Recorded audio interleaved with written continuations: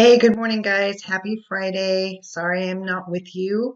I am recording this lecture for you because I'm sorry I have to be away, but I wanted to make sure that you're aware of what you need to be doing. So really quickly, remember that I give you all of your assignments that are in week by week, and in this case, we're in week 14. And what we need to do is we need to pull up a new document, which is the 19th century, and we're going to annotate it together. And I'm going to be sharing my screen. Likewise, I want to make sure that you have time to stop in between. These lecture videos are actually going to be about 10 minutes long, each of them. So please make sure that you understand that it's not over when this video is over, but I can only record about 10 minutes each on each one of them before I need to start a new video because YouTube will not allow it to be any longer. So two things. First of all, I am going to have my aide upload the video, which you are watching right now. And also, attendance needs to be taken.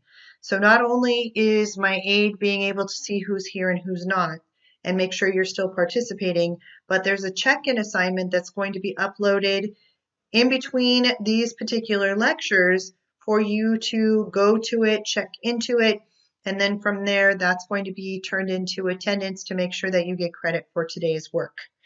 So really quickly, I'm going to be sharing my screen, and then I want you to go to the document that says 19th Century Progress, and please make sure that you change your status to a thumbs up so my aide can then stop, pause it, and make sure you're all ready, and then start the video again. Okay, so I'm going to share my screen, and we are going to start annotating the document. So please make sure you guys are up and ready.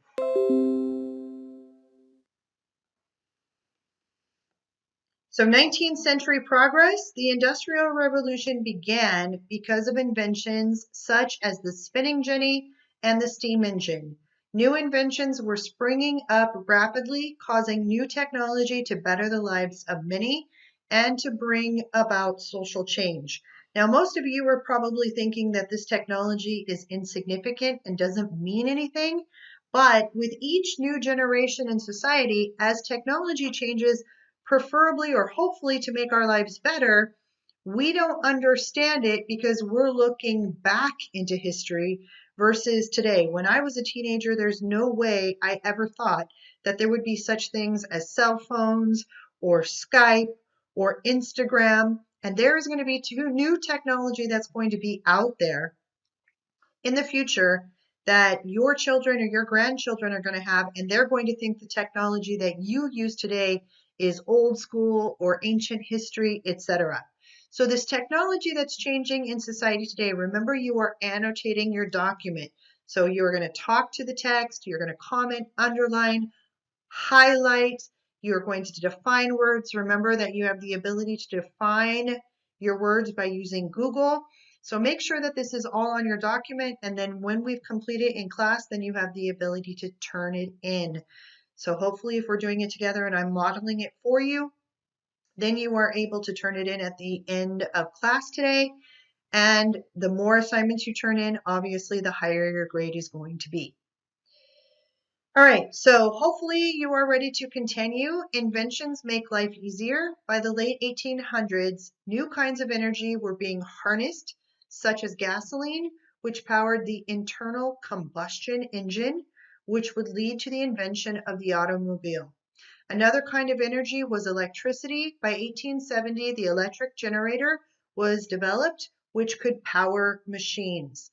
So remember I told you a week or so ago, when we actually took out the petroleum from the earth itself, we were unable to actually then be able to have a situation where we could use gasoline.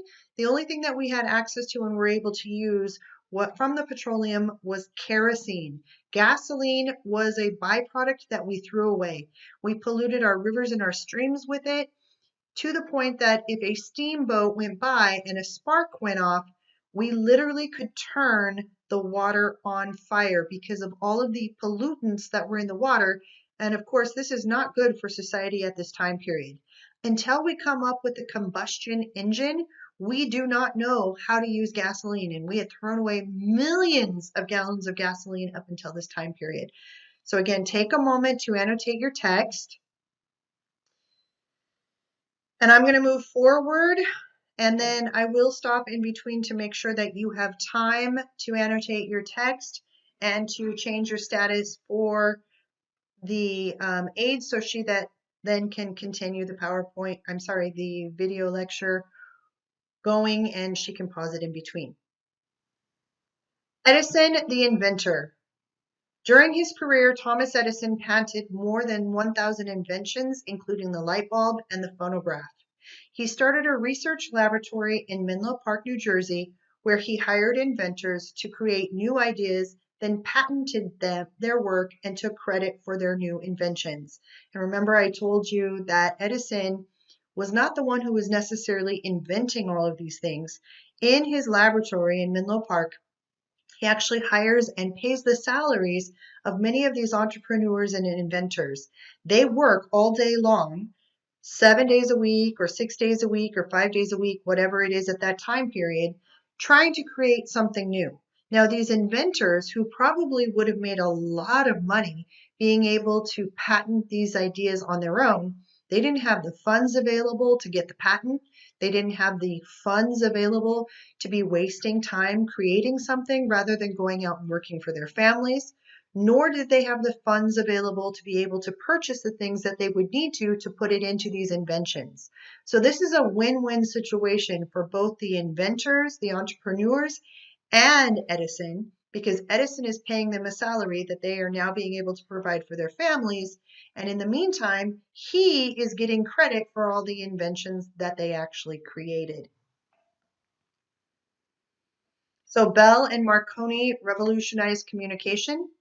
Alexander Graham Bell was a teacher of the deaf students. Wow, I actually didn't know that. I find that very interesting that he actually, working with students who had learning disabilities and could not hear, would then take a device to make it better for them to be able to socialize and learn in society. And then he created something that was going to benefit all of society while wanting to help the students that he was accustomed to dealing with.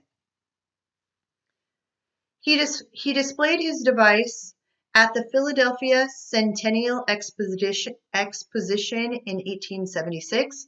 I would definitely want to know what that word centennial meant. I would definitely circle that and then try and figure out how to define it. Likewise, while you're doing that, I would make sure that you are still underlining, highlighting, and commenting. So, an Italian inventor, Guglielmo Marconi, used theoretical discoveries about electromagnetic waves to create the first radio in 1895. It sent messages using Morse code through the air. These became standard equipment on ships at sea. Now, again, I would want to know what a Centennial Exposition was. We talked about before the invention of the Centennial Fairs. This is kind of like the Epcot Center at Walt Disney World, if you've ever been there in Florida, where you come together at a huge convention, kind of like the Anaheim Convention Center, and show all of the inventions that you have created for people to actually go and see them.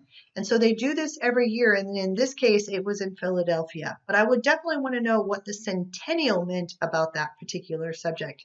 And wow, I'm actually shocked to know that radios were created in 1895 that actually used technology found from Morse code to be able to actually create airwaves that would create a radio.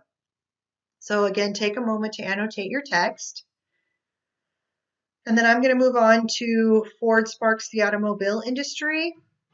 In 1880, German inventors used a gasoline engine to power a vehicle which was called a horseless carriage, which was transformed into the automobile. Early cars were made by hand, and due to this, they were very expensive. I'm really curious to see why they called them a horseless carriage. Is that because they looked a lot like an old carriage and they just put an engine on the front of it, and that's why they called it that? And how expensive was it if it was made by hand? Looks kind of like automobiles were originally done in a form of piecework.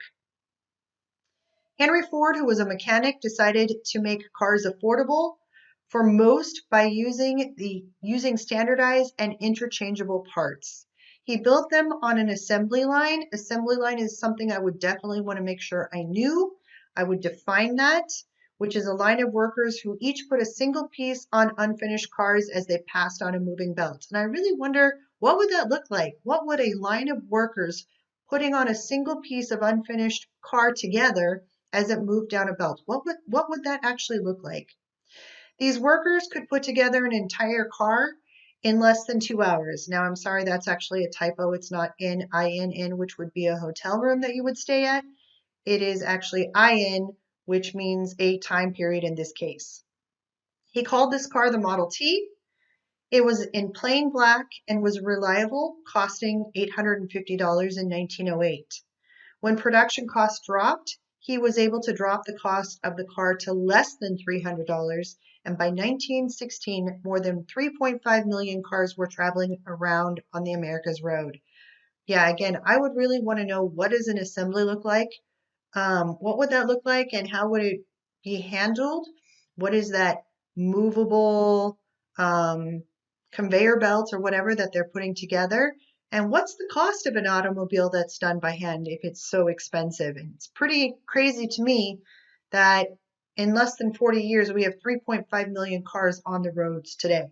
Okay, so take a moment and annotate your text. And I'm going to end this video and start the next one just so that you have all of them together and ready. So this is going to give you a moment of time to annotate your text while I'm finishing this video and then starting the next one.